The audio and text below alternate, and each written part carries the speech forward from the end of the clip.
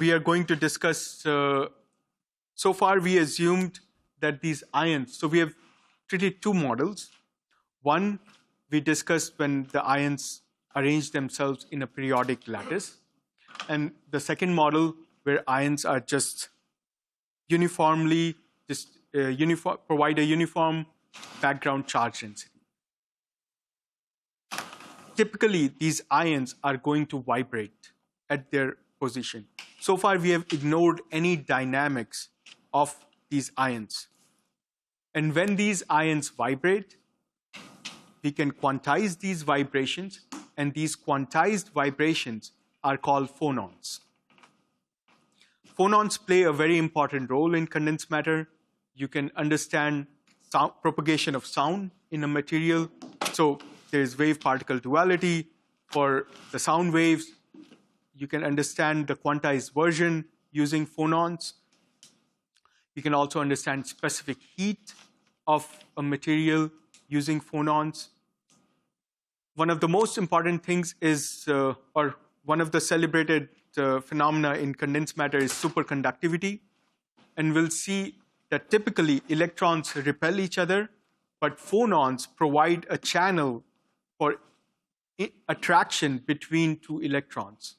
So phonons play a very important role, and next 1.5 or 2 lectures, we're going to talk about phonons and then derive an interaction between electrons mediated by phonons.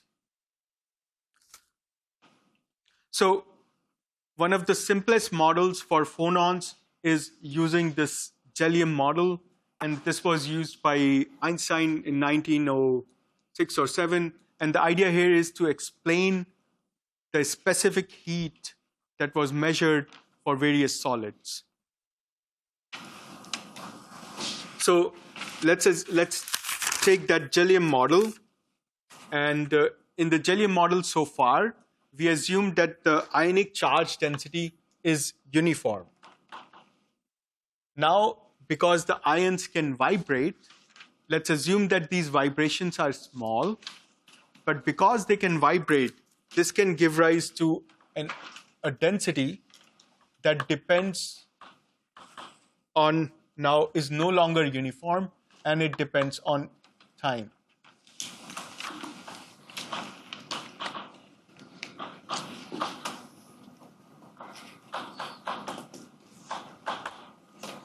So this ρ0 ion is the ionic density that we assumed in the Jellium model.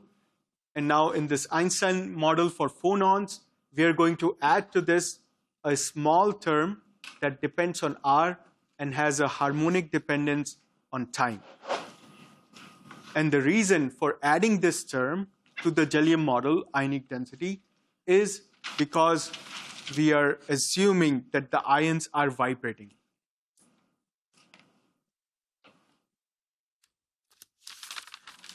Now, when you have a charge density, so this is the density.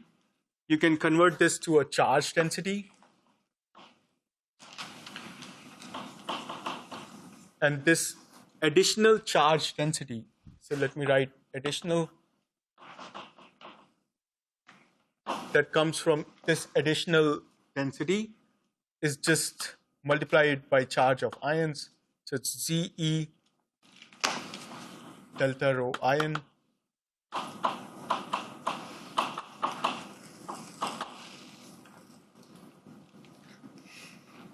Now we know using, so let me write down the Maxwell equations.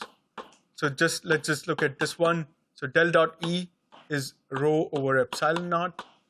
So we have an additional charge density, which comes because ions are vibrating. So this additional charge density is going to provide is going to create an electric field that is given by the Maxwell equation. So we have, this can be written as ZE over epsilon naught delta rho ion R e per minus I omega t.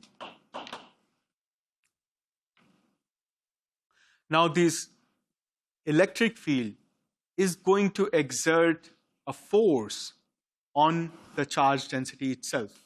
Yes? The omega exponential, that's completely different to the volume one we're using. Oh, yeah. So, yeah, that's a good point. So this is frequency. Let me put omega j here. So this is frequency. So later on, this omega would become the plasma frequency for the ions. Yes. Isn't it better if you use another letter? Yeah. So you get to choose. It's going to be a mess. Sorry? Prefer it not to become a mess. Okay. So let's. How about small omega? Okay.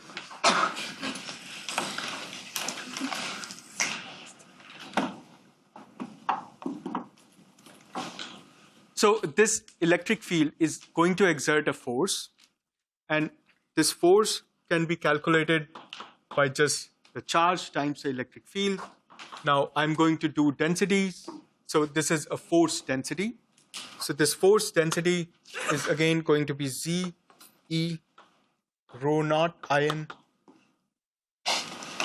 times E.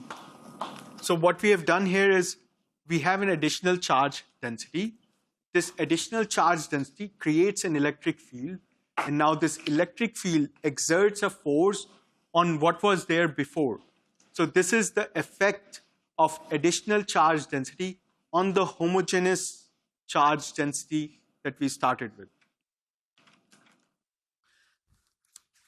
Now here we can take the gradient on both sides. So we have this expression.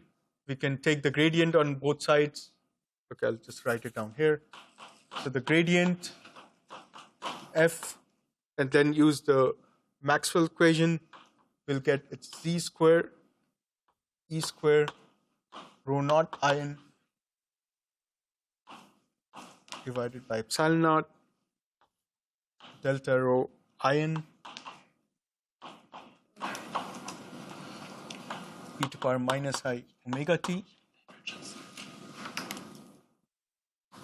And next, we are going to demand conservation of charge. Now, conservation of charge is going to give us the continuity equation, which would say that the time derivative of the ionic density, rho ion. Now, this is the full density, R and T. Let's just write it down, R, T, plus the gradient of current density should vanish. So now J is current density. We can write this current density J as some velocity times the charge density.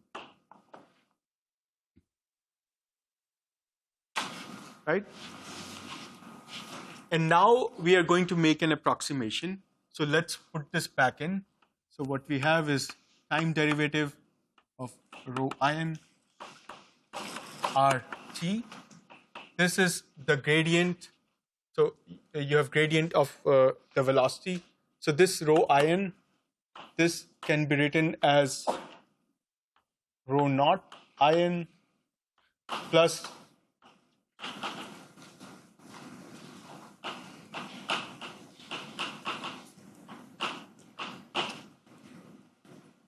now when we take the gradient, there are going to be two terms. We are going to ignore the second one.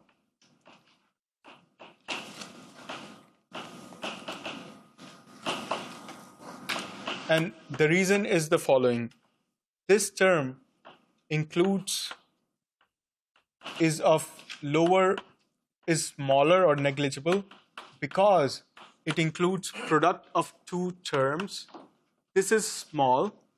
This is assumed to be small because we assume that ions vibrate a little bit around their equilibrium position. So we expect this density to be much smaller compared to the density that we started with. Because of this additional charge density that gave us some electric field, and because of that, there is some additional velocity. So the dynamics is coming from this small variation itself. So the velocity is also small. So we ignored this term. And also what we will do, so this term can be ignored. Now we can take time derivative of this equation. So what we end up with is del t square. Now notice that the time dependence is only here.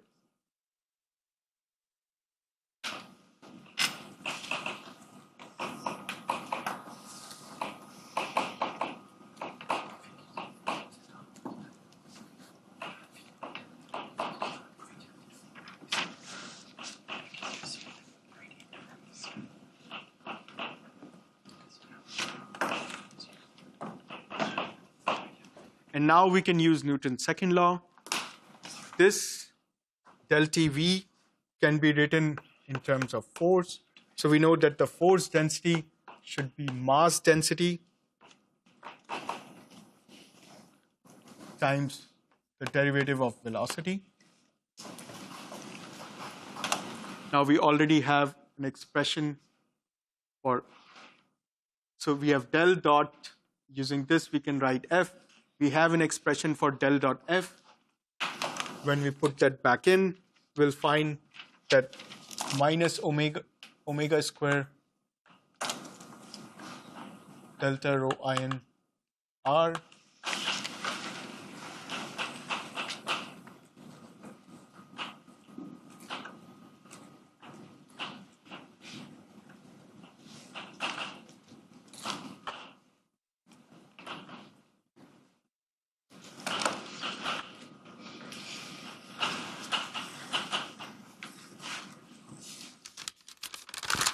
So from this equation, so we have e to power minus I omega t, it cancels.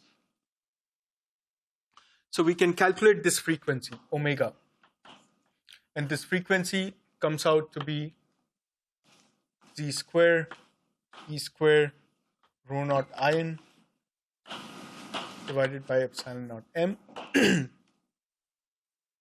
And this frequency is called ionic plasma frequency. What that means is it describes charge density oscillations of the ionic plasma, or basically charge density oscillations of the ions. This frequency does not depend on K, so that will become important only later on. So this is the expression that Einstein got, and then he said, like, okay, we know, now let's quantize these vibrations. So once you quantize these vibrations, he wrote down, he assumed that the phonon Hamiltonian can be written as sum over Q, h bar omega, let's have this omega here, Q dagger BQ, plus half. And using this Hamiltonian, you can calculate the specific heat, and it will give you some prediction, and then we can see whether the prediction agrees with the experiment or not. At that time, there was only the Dulong and Petit law for the specific heat, which is basically, you also saw in StatMech, in classical thermodynamics, we say that at thermal equilibrium, each degree of freedom contributes an energy of half kBt, where kB is the Boltzmann factor. Now, if you have an ion with n ions, so total number of degrees of freedom